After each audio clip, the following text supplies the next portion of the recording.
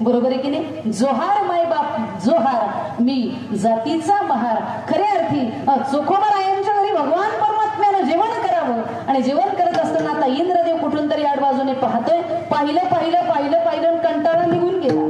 इंद्रदेव निघून गेला. आता गेल्यानंतर त्यांचं नुसतं जेवताना पाहून तर काही याचं पोट भरणार नाही. वरती गेला, भूक लागली. बायकोला सांगितलं, अगं म्हणे मला जरा अमृत आणून दे.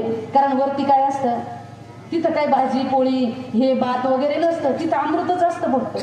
आपल्या बायकोला सांगितलं म्हणे मला अमृत आणून दे. ती अमृताचा प्याला जेव्हा घेऊन आली, हातात दिला, त्याने तो अमृताचा प्याला हातात घेतला आणि तोंडाजवळ आणला की त्याचा लगेच दुर्गंध आला.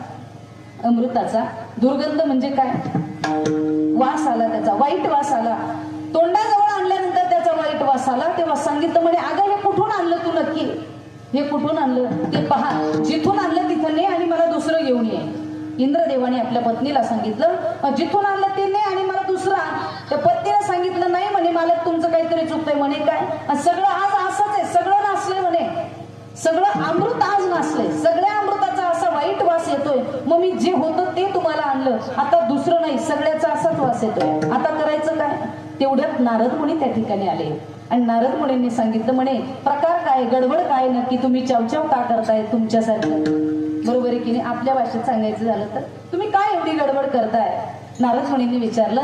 इंद्रदेवाने सांगितलं, काही नाही म्हणे नारद महाराज, नारद महर्षी अमृत नासलंय, अमृताचा वाईट वास येतोय. त्यावेळेला नारद महर्षी काहीतरी कार्य असेल, ते कार्य साधण्याकरताच येत असतात, उगाच ते येत नाही, उगाच येत नाही. ते त्या कारणाकरताच आले होते. म्हणे अमृत नासलंय याचं कारण सांगू. म्हणे काय? एखाद्या साधूची निंदा केली होती का तुम्ही? एखाद्या साधूची निंदा केली होती का? इंद्रदेवाने सांगितलं, नाही बा, कुठल्या साधूची निंदा नाही केली, पण चोखोबा महाराजांची तेवढी निंदा केली मी. काय म्हणे? त्या चोख्या महाराजच्या घरी जेवायला जायचं मी, असं भगवान एवढं म्हण. अरे मग एवढं कशाचं? तोच खरा साधू आहे. भगवंताला तेच खरे प्रिय की ज्यांचं अंतःकरण निर्मळ असतं. मग भगवान त्यांची जातही पाहत नाही, कुळही पाहत नाही आणि खऱ्या अर्थी त्यांच्या ठिकाणी असलेला फक्त भाव पाहतो, भक्ती पाहतो. आता एक करा इंद्रदेवा, जा भगवंताकडे.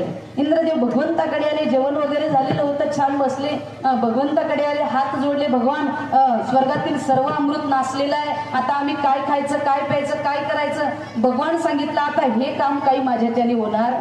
तुम्ही ज्यांचा अपमान केलाय ना त्यांच्याकडे जा. ज्यांचा अपमान केलाय ते खरे साधू आहे, त्यांच्याकडे जा. इंद्रदेव संत चोखोबा महाराजांकडे आले. तो अमृताचा प्याला हातातच होता.